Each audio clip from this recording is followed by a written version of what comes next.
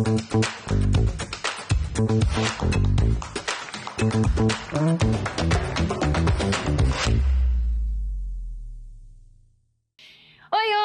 boa noite! Começando mais um Vista Fina aqui na UB Play e um convidado que eu esperava há muito tempo aqui com a gente é o nosso querido Padre Sidney, da nossa Catedral de União da Vitória. E hoje a gente vai ter um papo diferente, um papo muito inspiracional, de muita fé e de muita motivação também. Padre, obrigada pela tua presença aqui, pelo teu tempo de estar conosco nessa época do ano que tudo fica mais corrido, mais compromissos aparecem. Então fica aqui o meu agradecimento pela sua presença. Obrigado, Sabrina. Também a nossa saudação a todos os que estão nos acompanhando nesse momento. Para mim é uma honra ter sido convidado por vocês para estar aqui. Então, desde já que Deus abençoe a todos nós e a todos vocês que fazem esse trabalho tão importante aqui em nossa comunidade. Amém. Muito obrigada. Gente, eu tenho muita curiosidade sobre a formação dos padres, a vida dos padres. Então, Padre Sidney, eu quero sanar algumas dessas curiosidades e gostaria de perguntar ao senhor: sempre teve vontade de ser padre? Teve alguém que te inspirou a ser padre? Então, no meu caso, eu desde pequeno realmente surgiu assim, o desejo de ser padre. Então, para você ter uma ideia, quando éramos criança, eu e a minha irmã, que é mais velha que eu, estou entregando a idade já da minha irmã, né? Mas nós brincávamos de simular a Santa Missa. Ah, meu Deus! Então, brincadeira de criança, né? Mas o hábito da família de participarmos da missa, e o padre na época, que é o padre José Chipansky, que inclusive ele está em União da Vitória, né? Às vezes está conosco ali na catedral. Ele trabalhava em Rebouças, a cidade de onde eu nasci, né? Então a gente fazia isso, né? Brincávamos, aquele padre sempre dava santinho pra gente, aquilo foi inspirando, né? A criança se inspira nas pessoas adultas, e no caso este padre acabou chamando a atenção. E aí, claro, isso é uma coisa infantil, mas que depois foi amadurecendo através de retiros vocacionais, que a gente vinha aqui para a União da Vitória, era uma viagem, era um evento muito grande. E a gente vinha então para cá para fazer o processo de discernimento. Então, até que eu, com 14 anos, ingressei no seminário aqui em União da Vitória mesmo. 14 anos, padre? Eu tinha 14 anos. Naquele ano, em 1994, então daí eu completei 15 anos aqui. E depois disso, claro, né, tem momentos de instabilidade, como qualquer outra, comparando com uma profissão também, às vezes você está cursando, né, um curso, mas será que é isso mesmo que eu quero, né? Também aí no discernimento de um jovem que esteja se preparando para ser padre, há essas dúvidas. Mas para isso, né, nós temos o acompanhamento de um diretor espiritual, né, que vai nos orientando e tudo, e a gente vai então refletindo, e com o passar do tempo a vocação, não, realmente eu quero ser padre. E com 24 anos eu fui ordenado padre. Olha só, né? Então... E esse processo de formação, padre, dos 14 até chegar a padre, é 10 anos? Tem um período? Como que funciona essa formação? De repente, né, alguém que está em casa, algum jovem, enfim, que quer vir para o mundo espiritual, né, quer entrar no seminário, enfim. Sim. Então, no meu tempo, na minha época, existe até hoje esta modalidade, mas não aqui em nosso seminário. Nós entrávamos, quem fosse cursar o ensino médio, ele então começava o seminário menor, chamado seminário menor. Terminado o seminário menor, há uma etapa de propedêutico. É uma etapa transitória entre o seminário menor e o início do curso superior de filosofia. Então, o estudo de humanidades, de bons valores, história da diocese, línguas estrangeiras, o próprio latim, as línguas antigas também, o grego, né? A gente estudava essas coisas assim. Hoje, aqui no nosso seminário, não tem mais esta etapa. Os desafios são muito grandes, né? Os jovens ali no primeiro ano do ensino médio, é difícil para acompanhar. Então, nós não temos uma estrutura adequada para acompanhar nesse momento. Então, preferimos que os jovens ingressem no seminário um pouco mais tarde. Então, eles ingressam já diretamente no propedêutico. Então, fazem este ano, né? É um ano de propedêutico, em que eles vão se preparar para a filosofia. Aí, o curso de filosofia, ele também... um período ele foi de 3 anos, agora ele voltou a ser 2 anos, mas bem intensos de filosofia. Terminada a filosofia, faz 4 anos de teologia. Então é o outro curso. Então são 2 cursos superiores que o seminarista precisa fazer, para depois então ele passa para um momento de estágio pastoral, ele fica 1 ano fazendo a experiência de como é a vida de um padre. Ele faz estágio assim como nas profissões aí, quem Olha, vai que ser interessante. médico, né? Quem vai advogar, como no seu caso também, né? A pessoa vai lá para ela aprender, né? Na prática, Sim. tudo aquilo que ela estudou na teoria. Então, aí depois disso, se aprovado, então, o candidato ele é ordenado primeiro diácono e depois padre, que foi o que aconteceu comigo. Então, é esse o processo, caminho. esse é o caminho. Parece longo, mas olha, parece que foi ontem que eu me lembro, o primeiro dia meu pai me trouxe aqui, veio junto comigo de ônibus para o seminário. Hoje é outra realidade, né? Imagina quantos anos. Mas parece que foi ontem, e lá se vão 30 anos de história. Que história bonita, padre. Ai, gente, olha, matei minha curiosidade. Esse foi só o primeiro bloco, a gente volta daqui a pouquinho e vamos falar sobre muitas coisas, sobre fé, sobre passar por momentos difíceis, sobre como viver o Natal, e eu espero você. Até já!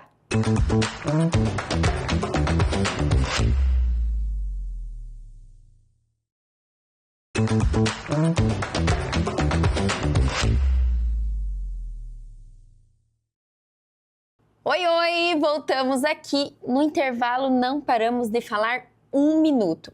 E eu descobri também que, conversando aqui com o padre Sidney, que quando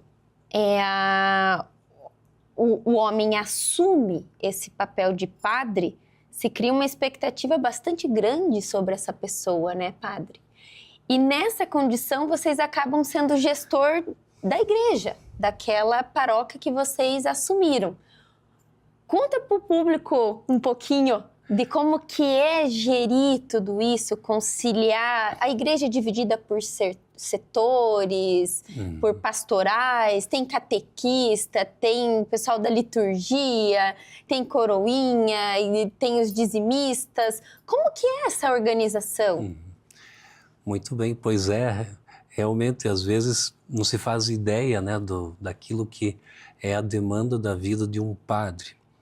De fato, a responsabilidade é bem grande, porque é toda uma comunidade que é colocada ao seu cuidado para que você esteja ali para conduzir, né? Hoje o padre não é aquele, eu vou usar uma figura aqui, não é um monstro sagrado distante do povo, né? O padre hoje está junto com a comunidade e a ela vai servir, mas esse servir então sobrecarrega ele, né, de um peso bastante grande, porque você vai ter que estar à frente do cuidado, da manutenção do patrimônio da igreja, tem construções a serem conservadas, a serem edificadas, você tem que acompanhar tudo isso, ver se tudo está sendo feito conforme a lei, né, aquilo que o Estado também pede de nós, né, que a igreja nesse sentido, ela é também como uma empresa, ela é cobrada também, nós temos que dar conta de tudo isso, a contabilidade, né, toda ela é vistoriada, nós temos que repassar mensalmente tudo o que é feito, tudo tem que ter sempre comprovante, registro. Então, o padre, ele às vezes vira um engenheiro, ele é um arquiteto, porque tem que pensar como fazer a arte do altar também. Assim, claro que nós consultamos as pessoas, você tem que estar ali acompanhando, né? Aí, de repente, vem uma outra demanda, o outro ele quer uma direção espiritual, de repente. Então, tá, vamos lá, vamos atender a direção espiritual. Daí, de repente, o outro precisa que eu vá fazer um ritual de exéquias, porque morreu alguém. Preciso estar lá. Então, eu tenho que chorar com os que choram e rir com os que se alegram. Daqui a pouco vem o casal que eu vou fazer o casamento. Não posso estar chorando com eles. É verdade. Entende? Então, cada um, né, o padre precisa, então, se colocar isso, vai pedir dele, né, solicitar toda uma atenção, a todo um desgaste, que se o padre não se refaz espiritualmente, chega uma hora que ele pode, e muitos padres caíram em crises, né, porque até aquele chamado burnout, que acontece com muitas pessoas, ele não tem mais o que, ele explode, ele não tem mais energia, ele chega ao esgotamento, e isso Sim. seria muito ruim, porque ninguém vai dar o que não tem. É. Então o padre precisa também fazer retiros, né, para se reabastecer, para poder oferecer para o povo. Então a vida do padre ela é muito bonita, ela realmente, a gente, né, como você disse, temos as pastorais, que são vários movimentos, as espiritualidades, e o padre então está ali, né, junto para bem conduzir e harmonizar esta convivência toda, né, das pessoas. Cada um tem muitas diferenças, né, tem também ali disputa de poder, até na igreja tem isso, a gente sabe. Tem conflito na igreja, então? Até na igreja tem, viu? Talvez onde mais tenha. Bom escandalizar aí o pessoal que está assistindo agora. Mas é bom a gente falar, padre, porque às vezes nós pensamos assim, ai, né, o padre, olha que vida boa do padre, sempre fala manso, né? Chega lá na missa, tá tudo pronto para ele, tá sempre sorrindo. Mas para manter esse sorriso, essa disciplina, é puxado, é como o senhor bem disse, é essa renovação espiritual, né? Constante. Porque Sim. são várias versões do mesmo padre no mesmo dia. Exatamente, muito bem, essa imagem, acho que é isso, né? Às vezes a gente, claro, tenta sempre se preparar, mas às vezes você vem no compromisso, tem que atender alguém, chega em cima da hora da missa, chega lá na frente, comece a missa, né, padre? Fale bem e rindo. E às vezes está com um problemão para resolver, né? Nem sempre a gente consegue ter aquela concentração necessária, né? Mas tudo isso, claro, Deus é que conduz também. Então tem sempre esse elemento da fé que nos socorre. Então o padre precisa ser essencialmente uma pessoa de fé. Senão ele não vai conseguir carregar isso aí, né? Mas com fé, aí até essas coisas, o Papa Francisco falava assim, o que cansa não é o excesso de atividades, mas as atividades mal vividas. Olha que interessante. Porque você fazer bastante coisas, mas com fé, com alegria, Tá tudo bem. você dorme uma noite de bom sono e está novo. Agora, se você fizer uma coisa, mas fazê-la com uma vontade, com um peso, aquela uma já vai ser demais.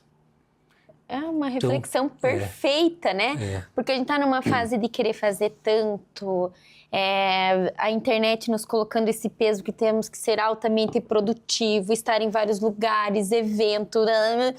Opa, pera. Por que eu estou fazendo tanta coisa? Será que me faz bem todas essas coisas na minha agenda? Parece que está na moda falar que está ocupado, né, padre? Isso exatamente. Tô correndo. Correria. Pra onde? De quando você fala pra pessoa, tá correndo, né? A pessoa fala, tá correndo, e você fala, pra onde? Ela se perde. Isso. Então, pra onde, né? Porque as coisas do mundo vão sufocando. Isso. O mundo sufoca, né? Então, vem aí o que a gente fala, né? O que eu entendo como o meu principal alimento, que é a fé. É a fé.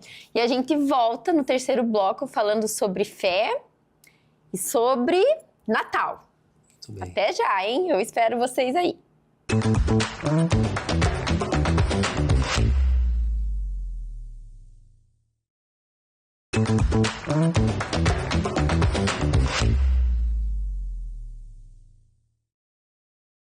Voltamos aqui e a gente terminou o segundo bloco falando de fé. E eu venho há bastante tempo tentando ser mais religiosa, colocar mais devocionais durante o meu dia, a minha jornada. Tenho, padre, dificuldade de entender a Bíblia, nem sempre aquilo me é muito claro. Eu leio 2, 3 vezes, eu sou muito de escrever para entender, né? E o que eu venho refletindo, e que está na Bíblia, da minha interpretação, é que Jesus não promete que ter fé significa que não vamos enfrentar momentos difíceis, que não vamos enfrentar doenças, tempestades. Não! Pela minha interpretação, mesmo com a fé e com a fé, nós vamos passar esses momentos difíceis. Mas ela é o diferencial. É saber que não estaremos sozinhos nesse momento difícil. É essa interpretação que a gente tem que ter da vida, no sentido de, com fé eu vou mais forte, eu vou mais fortalecido. É isso que a gente pode extrair de percepção?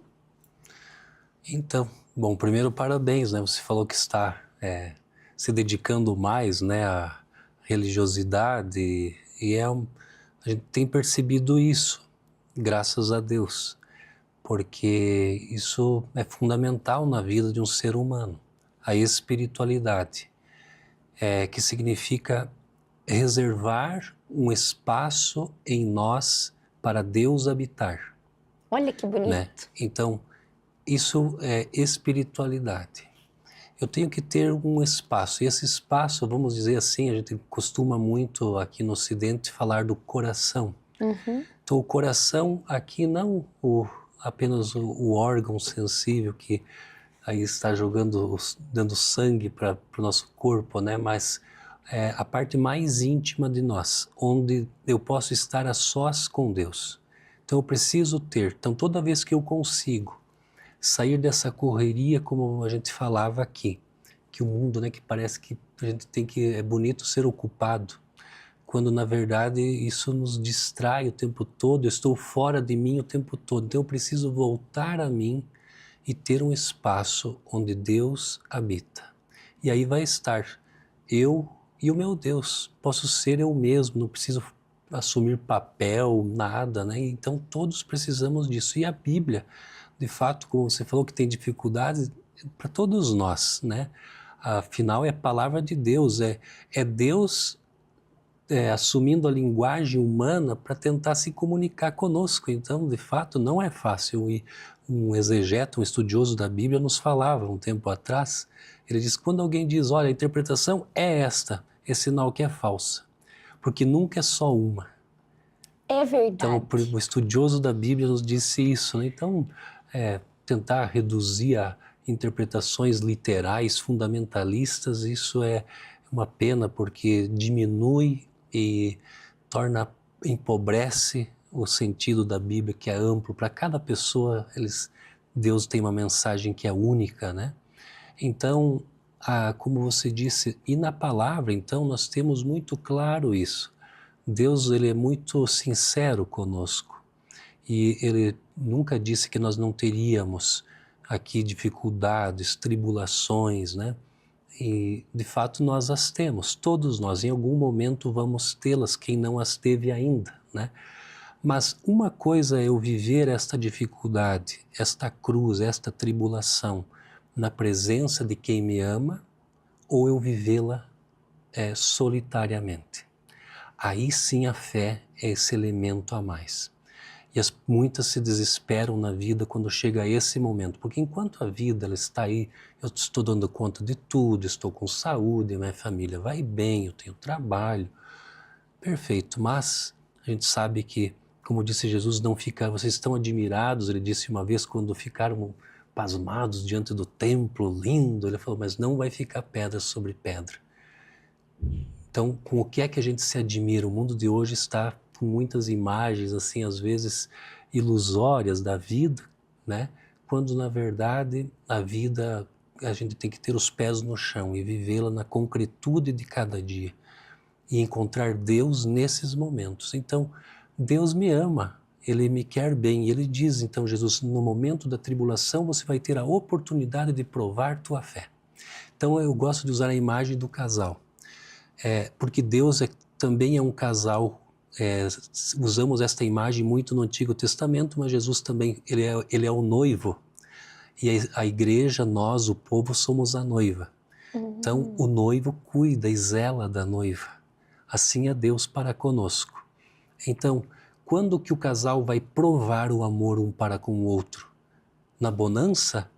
Na bonança é fácil se amar, mas na dificuldade, ali sim você vai dizer, não, mesmo assim nós estamos juntos aqui, nós vamos superar junto, nós nos amamos, nós vamos superar. Assim é o casal, assim somos nós com Deus quando temos fé. Então eu vou atravessar a tribulação, a noite escura da vida, mas na presença de quem me ama, que é o meu Deus. Isso é fé. Então por isso é tão importante, né? Para todos nós. Eu aqui foi uma aula para mim. Realmente a gente se fortalece diante de momentos difíceis e é nessas horas que a gente precisa ver se somos de fé realmente, né? É verdade. Muito bom, Padre, muito bom. Padre, uma última mensagem para deixar para o nosso público, que é uma inquietação que eu tenho também, né? Agora a gente vem se aproximando do Natal. E nessa época a gente quer reformar a casa, pintar a casa, limpar a casa, compra roupa nova, o presente, como que vai ser a ceia. Poxa vida, quero pintar meu cabelo, vou viajar.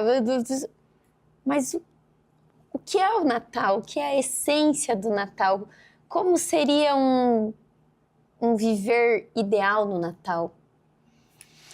Muito bem, uma pergunta bem pertinente, importante essa, porque é o que todos nós inclusive na igreja também, né? O momento em que mudam os ambientes, as ruas, as praças, as casas, as igrejas, né? De fato é um tempo belo, mas é um belo para acolher a beleza eterna, que é Jesus Cristo. Então deveria ser nesse sentido, eu me alegro se eu vou trocar de roupa, né? Uma roupa nova, vou preparar a casa para ser fraterno com quem vem. Se tudo isso que eu transformo exteriormente também for sinal da minha transformação interior, né? Porque Natal, como diz aquele canto, é vida que nasce, é Cristo que vem e nós somos o seu presépio, né? É um canto antigo, Natal é vida que nasce. É muito bonito esse canto. Ou então, Noite Feliz, que é mais conhecido ainda, né? Linda. A noite mais feliz do mundo. Por quê? Porque Deus veio nos visitar. Se a gente pensar, né? Que noite, né? O dia que Deus veio na Terra para dizer, eu amo vocês, eu quero salvar vocês. Então, o Natal é, de fato, nós celebrarmos a vinda de Deus no nosso coração, para nos transformar, para nos tornar melhores, né? Então, tudo isso tem sentido, claro, dar presentes. São Leão Magno, se eu não me engano, ele dizia, demo-nos presentes, porque Deus se fez um presente para nós. Então a gente gosta, claro, de dar e receber presentes. Isso é uma prática bela, mas para que depois a gente continue dando presente e se dê como presente para o outro, que tanto necessita de nós, né? Que hoje, infelizmente, às vezes nós nos comunicamos com quem está tão longe, e às vezes quem está perto não recebe de nós, né, nenhum afago, nenhuma demonstração de carinho, de amor, de gratidão. Então o Natal é para nos sensibilizar quanto a isso, né? Porque Jesus foi solidário com todos, ele se une a cada ser humano quando ele assume a nossa carne humana. Então é uma festa bela que não podemos realmente permitir que essas coisas secundárias acabem ocupando o primeiro lugar, que é dele. Agora, se ele estiver em primeiro lugar, as outras coisas vão estar no lugar certo. Ai, gente, que lindo, né? Que lindo, que aula. Padre Sidney, muito obrigada mais uma vez.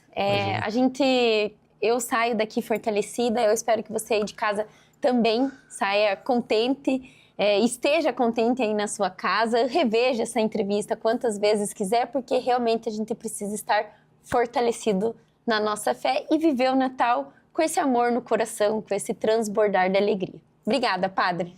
Amém. Mais uma vez eu que agradeço o convite, né? E a nossa saudação e abraço a todos vocês que nos acompanharam até aqui. Deus os abençoe a todos. Amém. Gente, boa noite, fiquem bem e até a próxima. Tchau, tchau.